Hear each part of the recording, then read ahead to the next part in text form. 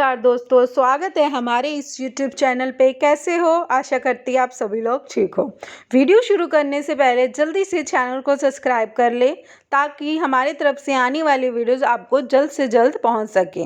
दोस्तों, अगर आप भी महालक्ष्मी को अपने घर बुलाना चाहते हो तो जल्दी से कमेंट्स में ज़रूर लिखे जय महालक्ष्मी। माता रानी के लिए एक लाइक तो ज़रूर बनता है।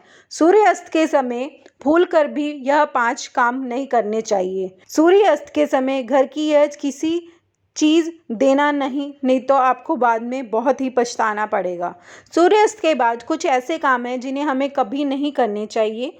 ज्योतिष शास्त्र में इसे मनुष्यत और गरीबी का बहुत बड़ा कारण माना जाता है, जिसे आमतौर पर अनजाने में हम गलती कर बैठते हैं। अगर आप लोग भी यह ध्यान रखेंगे तो सूर्यास्त बाद किन किन कामों में कतई नहीं करना चाहिए तो माता रानी जगत महालक्ष्मी आपसे जल्द ही प्रसन्न होगी। आपके जीवन में आर्थिक समस्याओं का अंत होगा। तो चलिए अब उन कामों के बारे में जान लेते हैं जिन्हें सूर्यास्त के बाद भूल कर भी नहीं करना चाहिए। दोस्तों, सबसे पहला नंबर यह आता है कि सूर्यास्त के समय पलंग पकड़कर नहीं बैठना चाहिए। इससे घर में मृत्यु का शोक माना जाता है। सूर्यास्त के समय घर में रोना भी नहीं चाहिए, इसे भी मृत्यु का कारण माना जाता है। वहीं सूर्यास्त के समय घर में रखी दही भूल कर भी किसी को नहीं देना चाहिए। असल में दही को शुक्र ग्रह से संबंधित खाद्य पदार्थ माना जाता है। साथ ही शुक्र ग्रह का धन वैभव का प्रदाता माना जाता है। सूर्यास्त के समय या सूर्यास्त के बाद दही किसी को देना नहीं चाहिए, जिससे सुख में कमी आती है। ऐसे में सूर्यास्त के समय घर की कोई भी चीज़ पड़ोसियों को नहीं देनी चाहिए, इससे माता लक्ष्मी नाराज हो जाती है।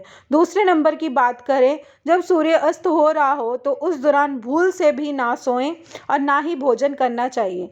अगर आप ऐसा करते हैं तो इससे स्वास्थ्य की हानि होती है। साथ ही ऐसा माना जाता है कि जीवन में धन की कमी पैदा होने लगती है, क्योंकि सूर्यास्त के समय सोते रहना भाग्य को भी सोया रखा जाता है।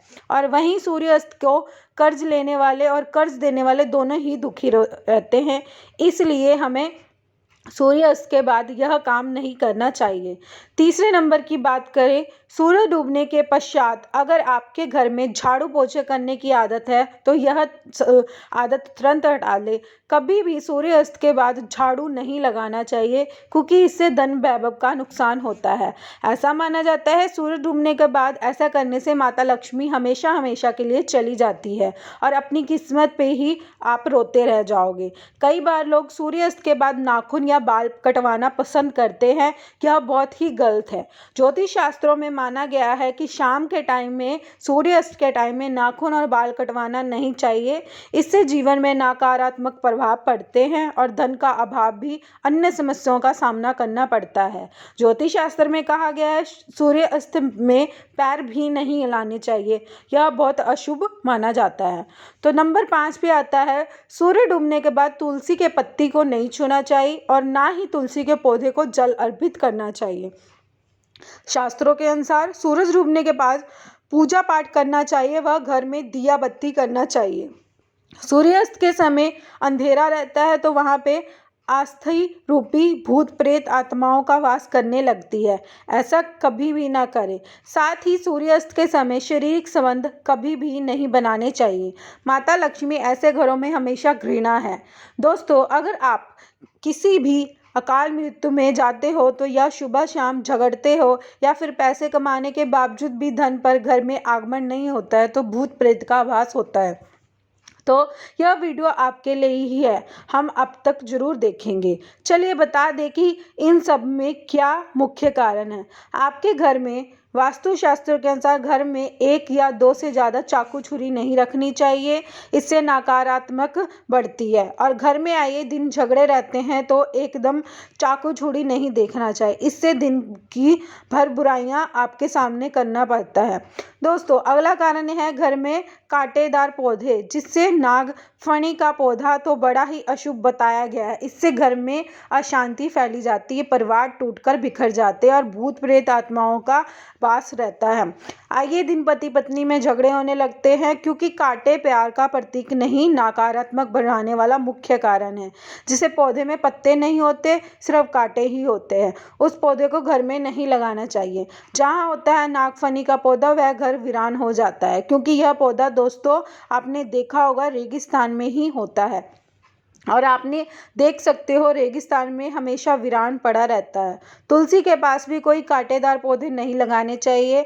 अगला कारण है मानसिक धर्म के दौरान अगर आप पेड़ पौधे में पानी डालते हो, इससे घर में गरीबी, खास करके तुलसी में भूलकर भी जो मानसिक अवस्था में होते तो तुलसी में कभी भी पानी ना डालें।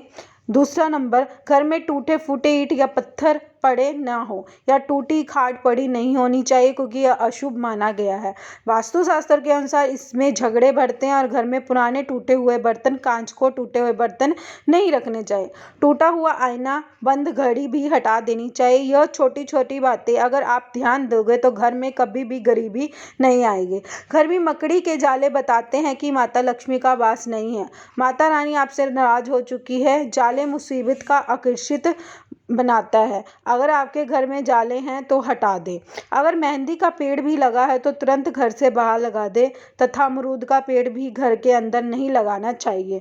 अगर आपके घर कोई सबसे अधिक खुशबूदार पौधा लगा है तो तुरंत उसे घर से बाहर लगा दें, इसे भी शुभ नहीं माना जाता है, इससे नकारात्मक ऊर्जा होती है। पीपल, बरगद का पेड़ भी घर के अंदर नहीं होना चाहिए, क्योंकि इसको घर के अंदर शुभ माना नहीं जाता है, क्योंकि जगह जगह पीपल के वृक्ष निकल आ जाते हैं, इससे दिव्य शक्ति क्रोधित हो जाती है। दोस्तों घर में रात को जूठे बर्तन नहीं रखने चाहिए, जो श्राप देती है, श्राप का कारण और घर को कंगाल बनाती है।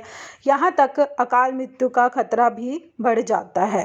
गुरुवार के दिन घर में पोछा नहीं लगाना चाहिए, इससे गुरु कमजोर होता है और जब यह गुरु कमजोर होता है तो विनाशकारी आ जाती है। पर्स में फटे पुराने नोट रखने से माता लक्ष्मी नाराज होती है, हमेशा के लिए चली जाती है। तो वेदों में लिखा है कि स्त्री का जीवन तभी पूर्ण माना गया है जब वह पूजा पाठ तथा व्रत करे। हमेशा घर की स्त्री एकादशी का व्रत तथा सोमवार का व्रत और शुक्रवार का व्रत जरूर रखना चाहिए और सुबह के समय स्नान जल्दी कर ले।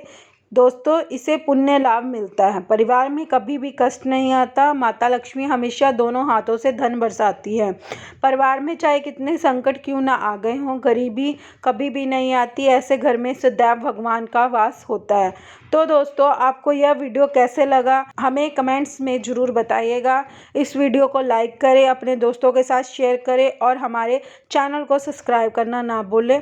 धन्यवाद दोस्तों, आपका दिन शुभ रहे। जय माँ लक्ष्मी, जय माता दी।